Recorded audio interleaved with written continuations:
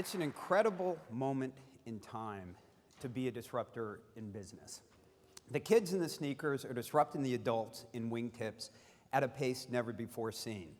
Now, everybody in the audience is probably aware of that. Earlier speakers have spoken about that. And we can see that in the data as well. If you take a look at the data for unicorns, and in startup parlance, a unicorn was a term coined in late 2013 to signify that rarely seen animal, the billion-dollar-plus market cap technology company. And in the 10 years before the term was coined, there had been 39 unicorns created. Year to date, 2015, there have been 14 unicorns created already. So we're on a pace to create another 39 unicorns just this year. Again, an incredible time to be a disruptor. But I'm not here to talk about disruptors. This TED Talk is about the flip side of disruptors. I'm going to talk about the disruptees, and in fact, the biggest disruptees. Companies in the Fortune 500 who, largely due to lack of innovation, have fallen out of the Fortune 500. And I'm actually going to coin a new term today to describe those companies. Now, they're not beautiful like unicorns. The term I'm coining to signify them, I'm calling them prunes. And what this talk is about what the Fortune 500 companies who haven't become prunes yet can do to avoid becoming prunes. And the good news for these companies is they have a tremendous amount of money to spend on innovation. This is actually the numbers for the top 1,000 companies. And it totally dwarfs the amount that the disruptors have to spend. It's more than 11 times as much. And in fact, if this was all about resources, the fight would look something like this. But guess what? Turns out money spent doesn't drive breakthrough innovation. And if you take a look at how the big corporations spend their money, R&D, the vast majority of R&D money is spent on incremental innovation, taking their existing products and making them a little bit better. So it doesn't drive the disruptive breakthrough innovation. 70 to 90% of all M&As are failures, so they struggle to drive innovation. The median life of a corporate VC is only a year, so they struggle to drive innovation. And so the area that I think holds tremendous promise are corporate accelerators. Now, for those in the audience who don't know what a corporate accelerator is, these are actually physical locations that are startup ecosystems. And there are hundreds of them, and they're all snowflakes, but most of them, or all of them, have startups in them, generally in classes anywhere between 5 and 10. They last, on average in between 3 and 4 months. And during those 3 or 4 months, they take their idea, they iterate it, they maybe bring it to market, and then after 3 or 4 months, they graduate and leave the accelerator, and a new class comes in. And just to put a little more meat on the bone, I'm going to talk about there are 2 different types of accelerators. One is corporate accelerators managed by the corporate themselves. The other are corporate accelerators managed by a third party. Startup Bootcamp is the biggest third-party manager of corporate accelerators in Europe. They have 8 of them. I'm giving an example here from a fintech accelerator they run in London, where they have multiple corporations there, like Lloyds Bank and Bank of Scotland. They get 10 startups in each class, in each cohort, and during those 10 weeks, they refine the idea, try and drive some market adoption, and then they have their graduation day, which, like a lot of accelerators, is a demo day, where they get a packed room like this of potential investors and mentors and other people in the startup ecosystem, and then they graduate.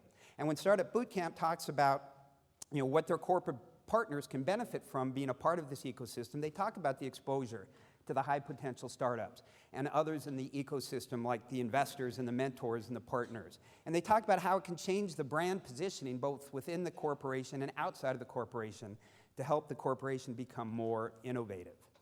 The biggest company here in the United States, third-party manager of incubators, is called Techstars. And when they talk about the corporate benefits, they talked about injecting startup energy and mentality into the corporate culture. And what I really like, they talk about startup juice that transforms a corporation into an innovation leader. And that's a very aspirational goal for a corporate accelerator, but that's the impact that corporate accelerators can actually have on a corporation. And this is very personal to me because my first startup came out of an accelerator, Idealab, which has started more than 100 companies. The company that I started was in the second row, the fourth column over, the top-level domain .tv that we licensed from the tiny island nation of Tuvalu and commercialized. And we had a great exit after 2 years. And I give the accelerator, I give Idealab 100% of the credit for the success of that company. It was an incredible experience for me, a professional highlight. And so I have tremendous appreciation for the value that the right startup ecosystem can bring to a startup. And so incubators, accelerators became an obsession of mine. And fast forward 12 years after I left Idealab, I heard about Techstars starting a managed incubator. And I thought, wow, that's really interesting. They're going to help corporations start accelerators. And I was wondering, what kind of corporations are going to be interested in that? I thought if you're a laggard, maybe it might be interesting. But in fact, the first corporations that signed up were companies that weren't laggards. They were innovative leaders like Disney and Barclays and Nike and Kaplan. And the reason that they started these corporate accelerators was because they realized that they were laggards when it came to having startup juice in their organization, and they decided to get a third party to help them get that juice. And now corporate accelerators are proliferating.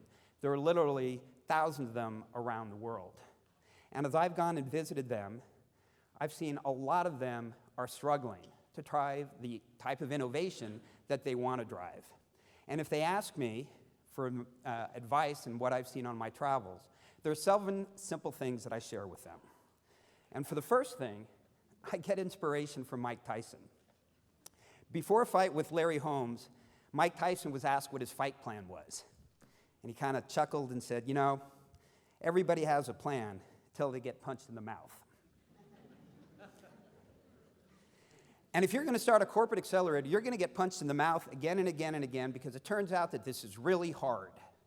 And you've got to play the long game if you're going to get into this game at all. You've got to really have commitment. And the commitment's got to come from the top. It's got to come from the CEO. I talked about these programs. The successful programs I've seen have had the CEOs there at day one. The CEO has been a mentor to companies, and the CEO has been there at graduation day and at demo day. That's the kind of commitment you need.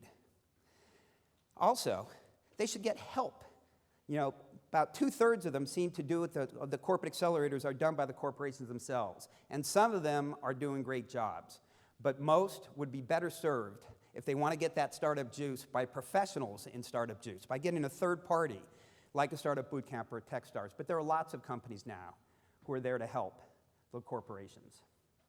And this should be run like any other part of the organization.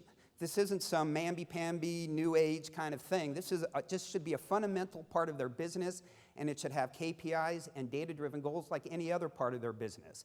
The best data-driven goal that I've seen has been business development relationships with the startups in the incubator, in the accelerator. So if you have 10 startups there, how many of them did the company end up building relationships with before they graduated? And if you want to get those kind of relationships with, in addition to getting the CEO involved, you should get line managers involved. And the best accelerators get their line managers involved when they're picking the companies that are going to come into the accelerator. And they mentor them through the accelerator. And those are the accelerators that have the highest percentage of business development deals done with the companies in the accelerator. Now, I love this picture because this reminds me that where the accelerator is really important, where the physical location is. And the accelerator should be close, but not too close. And by close, I mean, a lot of corporations are based in New York and they put their accelerator in Silicon Valley. Well, the odds of any startup juice getting to the corporation is really low.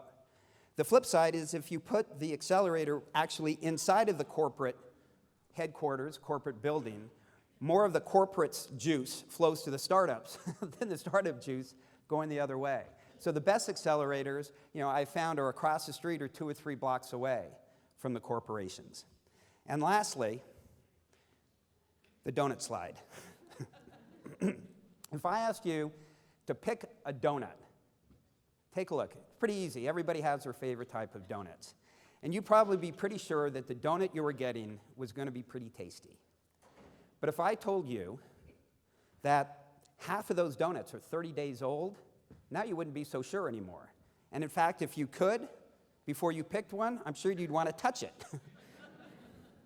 And, you know, startups, in a lot of ways, are like those donuts. A lot of them look really, really tasty until you take a bite. And if they are critical to the success of your accelerator, then you have to be incredibly creative in terms of how you choose those companies that come into your accelerator. And a great example of that is an accelerator in Seattle called 9 Mile Labs, where they have a cohort of 9 startups in each class. And so they invite 18 to come and join them, and then after 2 weeks, they ask 9 to leave, because they have about a 50% hit rate in picking great companies, and they're left with 100% great companies that are good fits for their accelerators. So those are the 7 simple things that I share with the accelerators when I join them and when I go visit them and they ask. And the last thing that I'd like to leave you with is, if you want to start a company that turns into a unicorn, think about starting a company that helps the potential prunes, because they need it. Thank you.